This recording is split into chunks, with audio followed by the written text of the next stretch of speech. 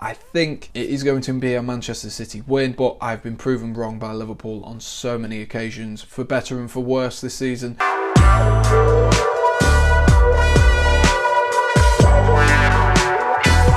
Hello and welcome back to the Premier League preview on my channel. Last week we had so much stuff going on. We had Manchester United winning 9-0, Liverpool losing again, back-to-back games at Anfield losing, and of course Manchester City got a firmer grip on the league title with another impressive win, which I believe is something like 13 wins unbeaten. I saw a stat as well, John Stones and Ruben Diaz have kept 12 clean sheets out of 13 when they've played together.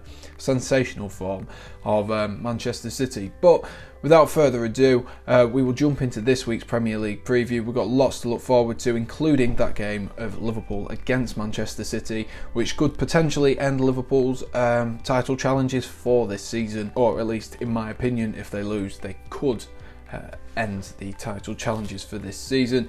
I will say I haven't seen the Tottenham versus Chelsea game yet, as I am recording before it's even kicked off, so this could be a really somber video depending on the outcome, so let's just pretend to be somber.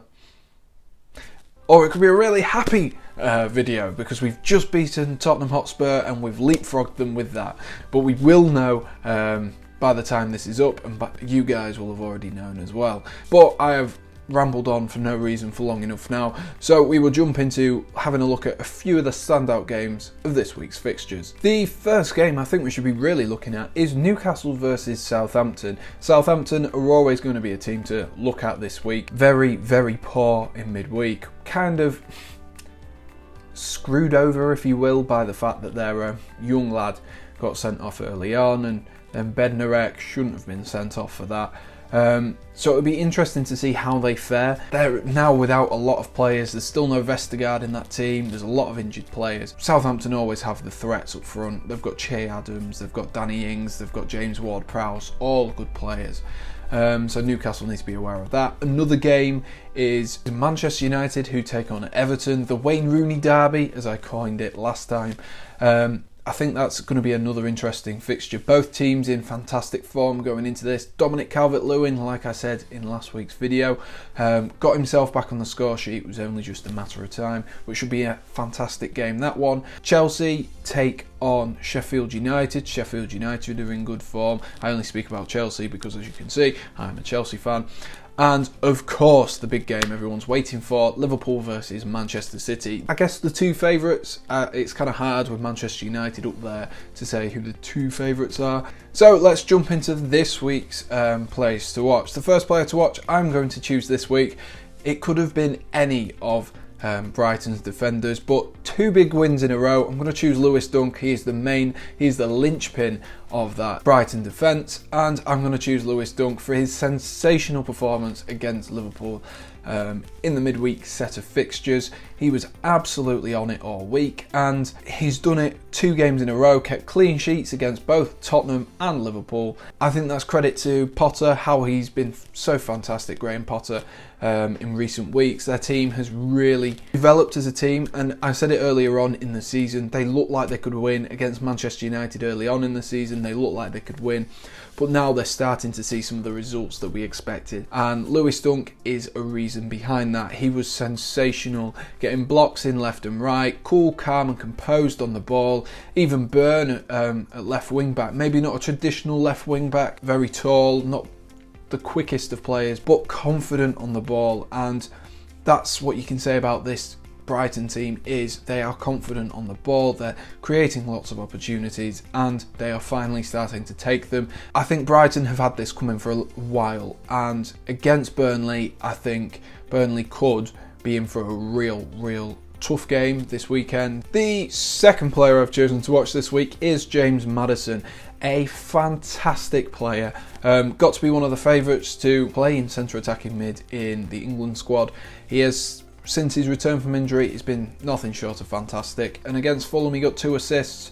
Credit to him, he's such a fantastic player, and we're starting to see the best of James Maddison. He's still young. This weekend they play Wolves, and Wolves, they beat Arsenal. It was the first win since forever ago, and I think James Maddison will need to be at his best to unlock this Wolves team. In the first half against Arsenal, Wolves were beaten comfortably. I'm saying beaten as in until David Luiz gave away that penalty. They were beaten comfortably. Wolves grew into that game, and just when they needed it, they got a few moments of magic. That strike from João Moutinho was simply sensational. I don't think they'll be able to have that amount of creativity and that amount of time on the ball that they did towards the end of the game, and I think it'll really be an exciting game to watch. That's part of the reason I've chose it. I think James Maddison will bring this game to life, and if not, then you'll have the attacking prowess of James Justin, the great passing of Youri Tielemans, and I think this could be a really interesting game. And of course, Leicester City want to push on higher up the league, so that has all the incentive for them. So the final player to watch this week I have chosen is Ilkay Gundogan. Ilkay Gundogan has scored 7 goals in the last 10 games for Manchester City, and he could just be coming into form. I say just coming into form. He's played 10 games and scored 7. That's not really just, but he could be in form at the perfect time for Manchester City. Gabriel Jesus got back on the score sheet last weekend, and that is credit to him.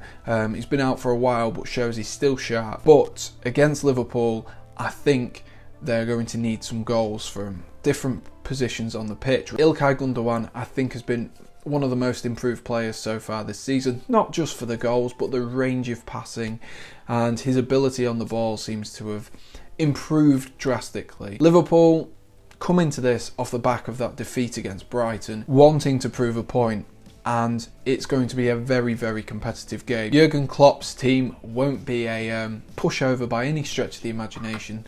They will really be thorough, and they will cause a few problems. The one thing I can say is that Manchester City's team at the minute does look a lot more strong, and that is just because Liverpool have so many players out, and that's just unfortunate for Liverpool fans.